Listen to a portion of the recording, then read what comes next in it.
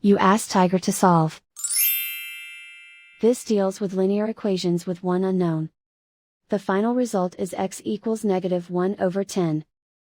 Let's solve it step by step. Simplify the expression. Simplify the arithmetic.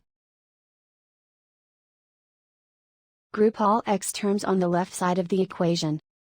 Add 17x to both sides. Group like terms. Simplify the arithmetic. Group like terms. Simplify the arithmetic. Group all constants on the right side of the equation. Add 1 to both sides. Simplify the arithmetic.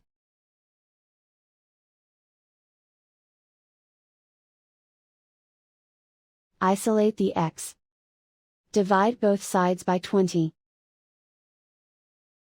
Simplify the fraction. Find the greatest common factor of the numerator and denominator. Factor out and cancel the greatest common factor. And so the final result is x equals -1/10.